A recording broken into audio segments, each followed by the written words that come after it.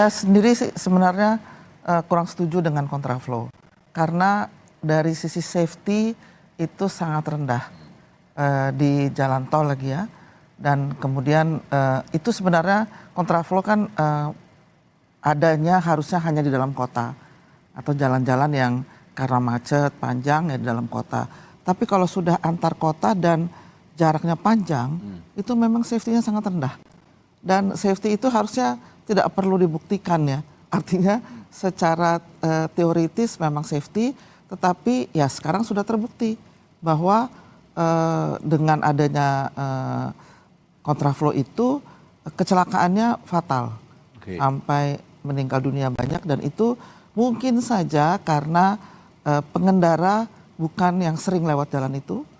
Kemudian memang jangan-jangan juga bukan pengemudi yang sering mengendarai kendaraan dengan jarak yang panjang seperti itu.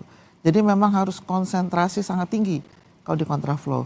Nah, oleh karena itu saya sih mengharapkan tidak perlu ada lagi kontraflow, tetapi lebih baik satu arah. Kalau satu arah kan benar-benar seluruhnya menggunakan arah yang sama. Oke. Artinya tidak cukup hanya evaluasi kontraflow-nya saja, tapi kontraflow-nya sama sekali tidak digunakan. Kalau saya sih menyarankan itu. Sudah terbukti safety-nya sangat rendah. Ya, itu hanya orang ya, kalau kita bisa menasehatkan kalau lewat kontraflow harus sangat berhati-hati, harus sangat pelan-pelan seperti itu.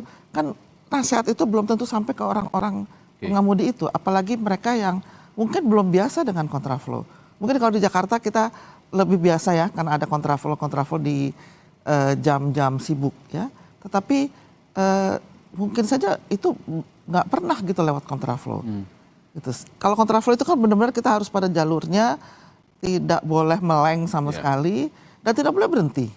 Betul. Ya, karena kan itu kan apalagi dengan kecepatan tinggi. Kalau saya sih sarannya nggak usah lagi pakai kontraflow. Oke, kalau tidak ada kontraflow lalu satu arah, apakah ini kan akan menimbulkan protes juga, Mbak Ellen, dari arah berlawanan?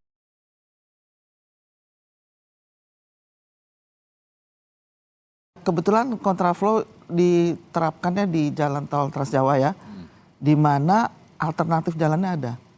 Jadi ada jalan Pantura yang sejajar dengan jalan tol, itu bisa digunakan, dan diharapkan juga pengaturan kelola lalu lintas di jalan Pantura juga dilakukan. Artinya tidak boleh ada pasar tumpah misalnya. Jadi harus benar-benar itu diterapkan untuk arus mudik ini. Gitu. Jadi jangan hanya jalan tol, kan ini seakan-akan pusat perhatian hanya di jalan tol. Tapi jalan Pantura sebagai jalan alternatif itu juga harusnya diperhatikan dengan baik, karena tumpahan dari jalan tol juga akan ke situ juga gitu. Kalau penerapan kontraflow dihapus, lalu prioritasnya lebih kepada satu arah, bagaimana pengendara yang sudah berada di dalam tol yang kemudian nantinya ditutup gitu, seperti yang ramai di media sosial Mbak, tahun lalu itu banyak sekali yang dari arah Bandung menuju Jakarta harus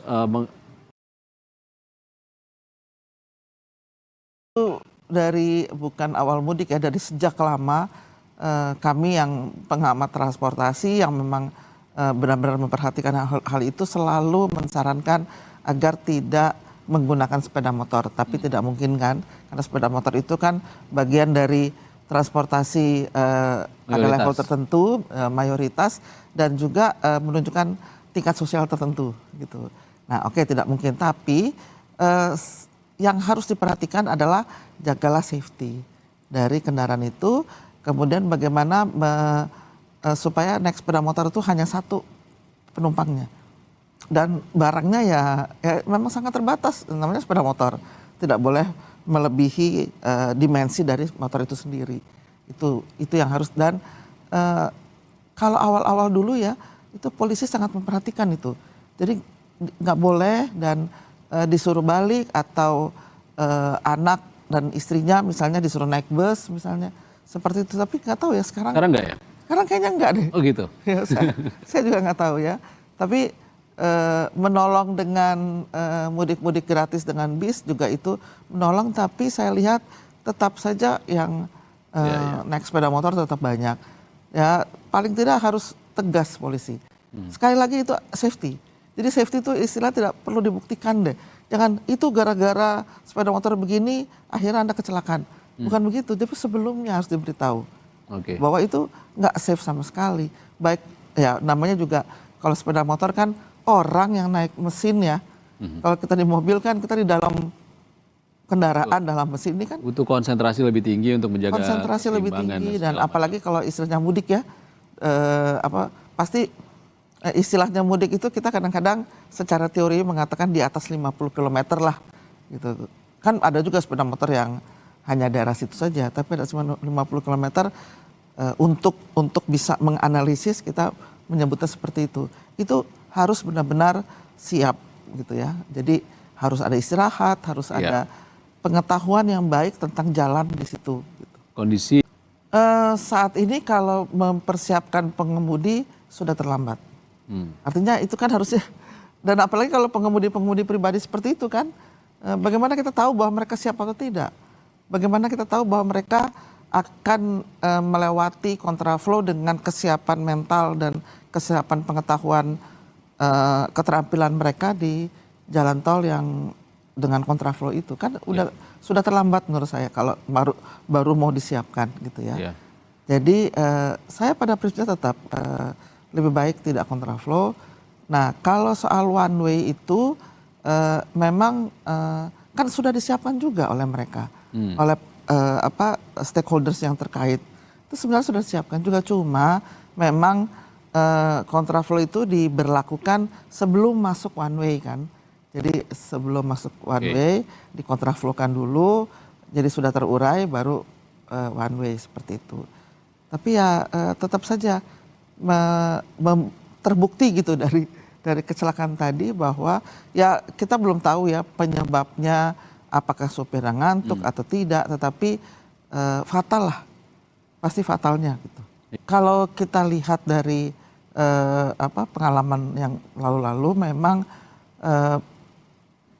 kereta api sudah menjadi pilihan sebenarnya dari para pemudik dan sudah jauh lebih baik daripada sebelum ya mungkin 10 tahun yang lalu ya, di mana karcis masih banyak calo ya dan masih ada yang tidak dapat tempat duduk. Kalau sekarang sudah sangat rapi dan ada seperti boarding pass gitu ya, masuk baru sudah punya tiket baru bisa masuk.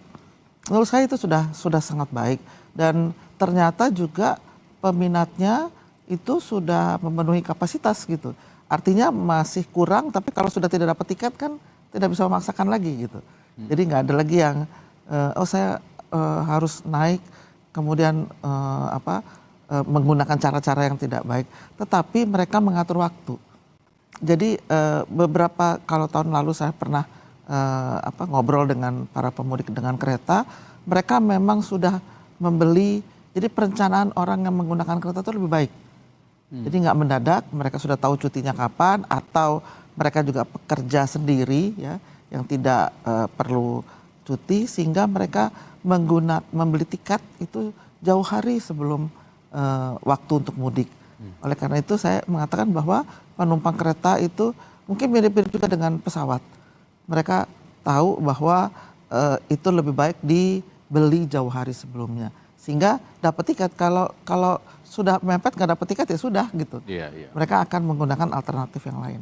Untuk infrastruktur kereta api sendiri seperti apa, Mbak Ellen? Apakah sudah cukup baik untuk memenuhi? Dan saat ini yang masih menjadi masalah itu adalah masih ada pintu-pintu kereta yang ilegal. Itu ada di luar kota ya pasti ya. Dan itu banyak digunakan oleh sepeda motor biasanya. Nah itu yang mungkin daerah harus memperhatikan supaya dengan frekuensi kereta yang sangat tinggi saat ini dan sudah double track ya, jadi tidak usah menunggu. Ya, tidak saling tunggu. Jalur itu boleh pengelolaannya sudah lebih baik dalam arti frekuensi. Ya permasalahannya justru bukan di keretanya sendiri, tapi di persimpangan sebidang dengan jalan raya yang ilegal. Dan itu masih banyak ternyata di daerah-daerah dan rawan kecelakaan di situ gitu.